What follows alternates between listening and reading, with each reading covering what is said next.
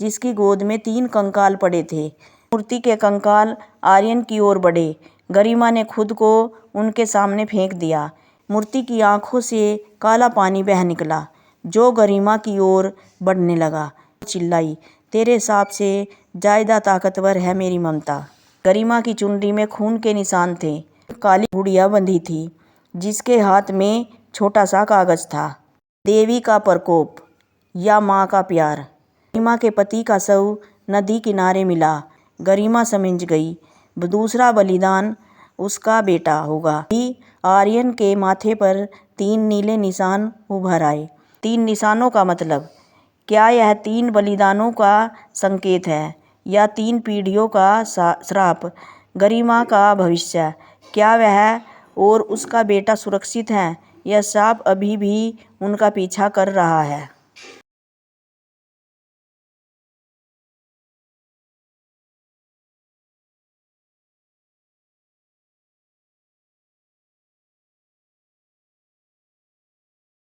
वो गोद जो एक श्राप को दफनाए बैठी थी, एक ऐसा रहस्य जिसे माँ की गोद ने सदियों तक छुपा रखा।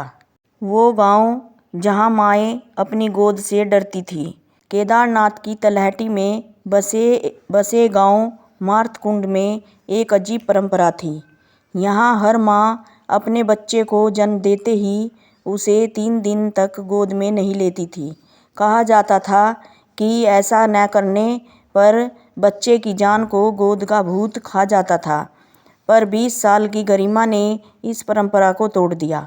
उसने अपने नवजात बेटे को गोद में लेकर कहा, मैं किसी अंधविश्वास से नहीं डरती। उसी रात गांव के पुराने पीपल के पेड़ से एक लाल रंग का धागा गरिमा के घर तक आया। धागे के सिरे पर एक काली गुड़िया बंधी थी, जिसके हाथ में छोटा सा कागज था। उस कागज पर लिखा था कि गोद में लेने की कीमत चुकानी होगी। 3 दिन 3 रात 3 बलिदान। देवी का प्रकोप या माँ का प्यार। गरिमा ने धागे को जलाने की कोशिश की, पर आग ने उसके बेटे आर्यन की ओर रुख कर लिया। डरकर उसने बच्चे को गोद में छुपा लिया। तभी आर्यन के माथे पर 3 नीले निशान उभर आए। कमरे की दीवार पर खून से लिखा दिखा, पहला बलिदान तेरा पति। अगले दिन गरिमा के पति का शव नदी किनारे मिला। उसकी छाती पर वही 3 निशान थे। गांव वालों ने चिल्लाकर कहा, यह गोद के भूत का शाप है। तुमने परंपरा तोड़ी, अब तुम्हारे सारे प्रियजन मरेंगे। 200 साल पुरानी डायरी और वो 3 बलिदान।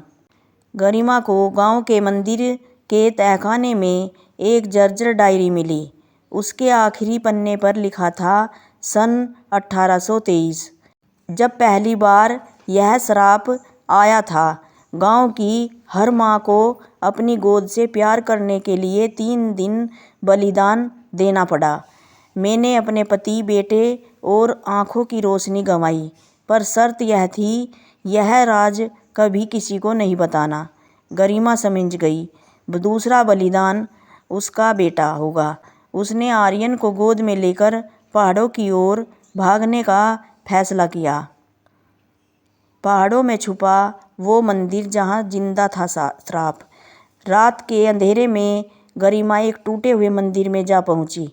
वहाँ एक मूर्ति थी, जिसकी गोद में 3 कंकाल पड़े थे।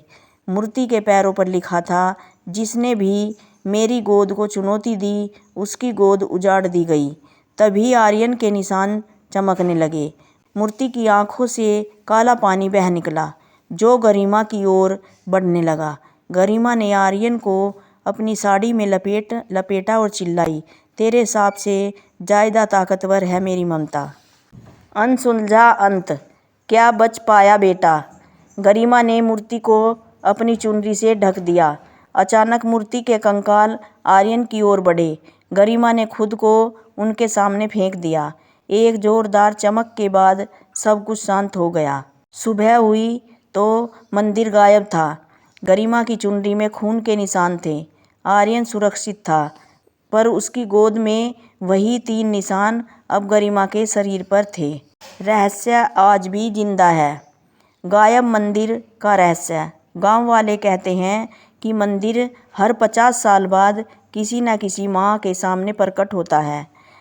3 निशानों का मतलब, क्या यह 3 बलिदानों का संकेत है या 3 पीढ़ियों का श्राप? गरिमा का भविष्य, क्या वह और उसका बेटा सुरक्षित हैं या श्राप अभी भी उनका पीछा कर रहा है?